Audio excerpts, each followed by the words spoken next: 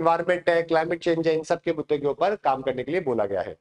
Next बात करते हैं बॉडी राउंडनेस इंडेक्स को लेकर। आपने बीएमआई तो सुना ही होगा ना, बॉडी मास इंडेक्स।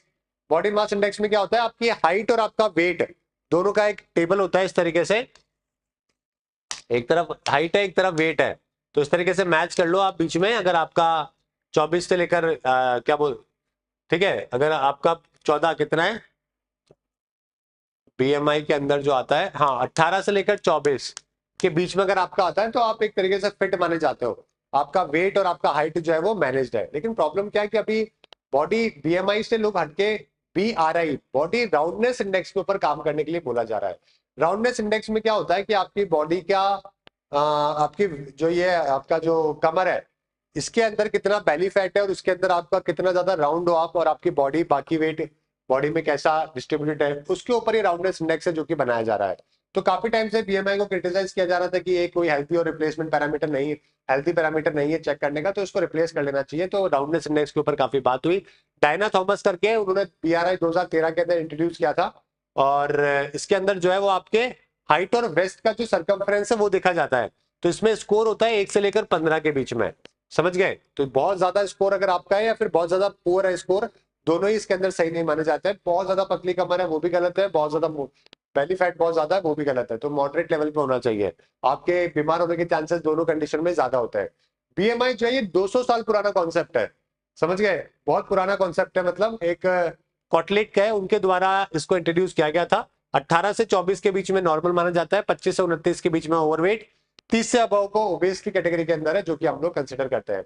बीएमआई का लिमिटेशन क्या है कि एक तो आपकी बॉडी का सिर्फ वेट और हाइट की बात हो रही है, आपकी बॉडी के मिनरल्स में क्या है कि विटामिन डी की कमी है नहीं है, उन सब का को लेना देना नहीं है पहले तो, ये एक इसमें फॉल्ट है। दूसरा क्या होता है, जो एथलीट बॉडी होती है, कई सारे यंग लोग होते हैं ना, उनका स्ट्रक्चर थोड़ा अलग होता है। जैसे कि अगर आप देखोगे वेट लिफ्टर्स को, उनकी हाइट बहुत छोटी होती है लेकिन वेट बहुत होता है क्योंकि मसल वेट बहुत ज्यादा है बॉडी में, तो बीएमआई में आगे निकल जाते हैं। इसका मतलब वो अनहेल्थी है क्या? ऐसा तो नहीं हो सकता, समझ रहे हो। तो ये थोड़ा सा पैरामीटर जो है ना कई जगह पे ऊपर नीचे हो जाता है। कई सारे ऐसे एथनिक मैग्नेटिक ग्रुप से जिनका वेट बहुत कम होता है, बहुत ही फ्लेक्सिबल होता है लेकिन बहुत ही फिट होता है, तो इसलिए जो है बीएमआई को थोड़ा सा फ्लक्चुएशन किया गया है।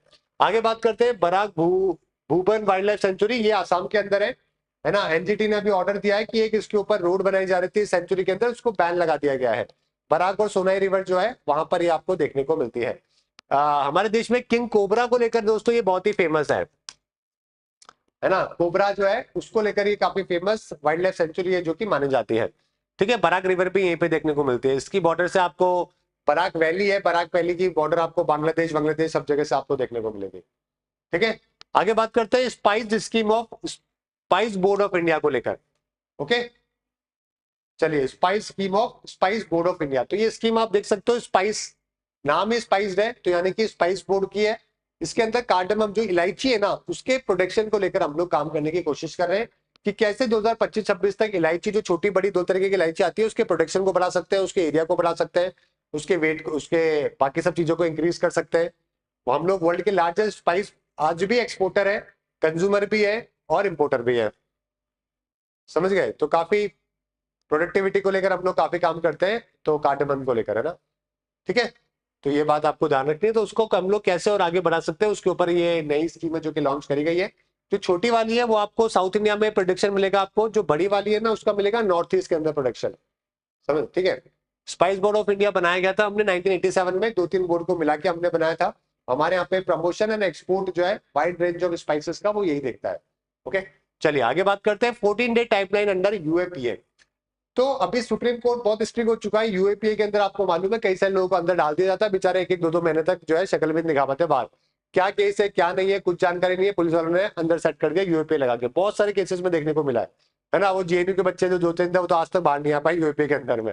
अब सुप्रीम कोर्ट थोड़ा स्ट्रिक्ट हो गया, उसने कहा कि भाई 14 दिन का टाइम दे रहा हूँ, 14 दिन के अंदर आपको बताना है कि आग के खिलाफ कौन कौन से ऐसे केसेस है और केसेस के एविडेंसेस क्या क्या है, तभी आप रख पाओगे। अदरवाइज आपके खिलाफ भी कार्रवाई होगी और साथ में उसको बेल भी मिल जाएगी और वो केस भी जो है वो रफा दफा कर दिया जाएगा।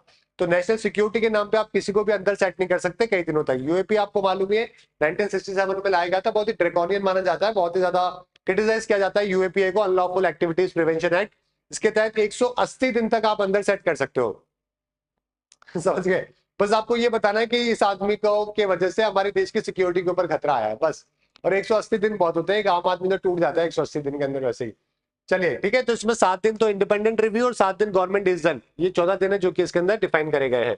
ओके, कि पूरा प्रोसेस है जो कि आपको कंप्लीट करना है। बहुत अच्छी बात है, काफी अच्छा जजमेंट है मतलब, है ना। और इससे पहले बॉम्बे हाईकोर्ट ने भी जो है 14 दिन के टाइमलाइन को सिर्फ डिस्क्रिशनरी माना था, लेकिन अभी सुप्रीम कोर्ट ने हाईकोर्ट वाले को चेंज कर दिया है। ओके, यूएपीए काफी क्रिटिकल टूल है इंडियन गवर्नमेंट के लिए, वैसे टेररिज्म को काउंटर करने के लिए भी, और अपने जो गवर्नमेंट के जो क्रिटिक होते हैं उनको अंदर सेट करने के लिए भी ठीक है।